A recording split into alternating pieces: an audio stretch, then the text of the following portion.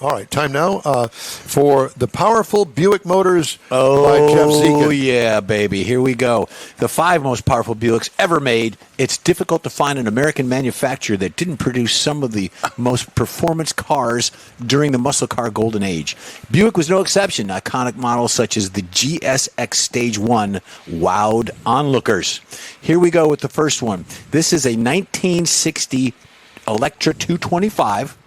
It's a 6.5-liter V8, 325 horsepower, 445 foot-pounds of torque, 0 to 60, Don, in 10 seconds. The Buick Electra was the brand's full-size luxury car over 3 decades. The car designed to transport its passengers in peace and comfort. So the next one we have here is a 1971 Buick Riviera GS. Look at that bad boy. 7.5-liter V8, 330 horsepower, 455 foot-pounds of torque, 0 to 60 in what? 8.1 seconds. The second and third generation Riviera is one of the most distinctive-looking cars ever made by Buick, especially from the rear end with the large, powerful bulge featured in the trunk, Don. Be careful. There you go. The Riviera certainly wasn't short of power, but think twice about trying to carry that pace through the tight corners. Next one we have is the 1970 Electra. It's just a beautiful car. Look at that. 7.5-liter V8, 370 horsepower, 510 on the foot-pounds of torque with a 0 to 60 at 7.1, Mike. As the 70s kicked off, the age of ultra-high-power big V8s was coming to an end. Tightening the emissions by the government regulations meant that power was starting to be capped. The manufacturers pushed on, though. While it made the same 500 foot-pounds of torque as did the GSX, the engine was tuned to create an extra 10 horsepower. That is amazing.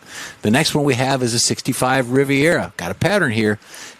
This one is a 7-liter V8. It is 360 horsepower, 465 foot-pounds of torque, 0 to 60 in 8.0 seconds. While the 71 Riviera was pretty stout, the most beautiful of the bunch was the 65 Grand Sport model. I cannot disagree with that. Buick made it possible for a pair of rabid 4-barrel carburetors and dual exhaust system. Limited slip diff also came as part of the deal, while heavy-duty suspension was also available as an option to ensure to tackle the bends around effectively.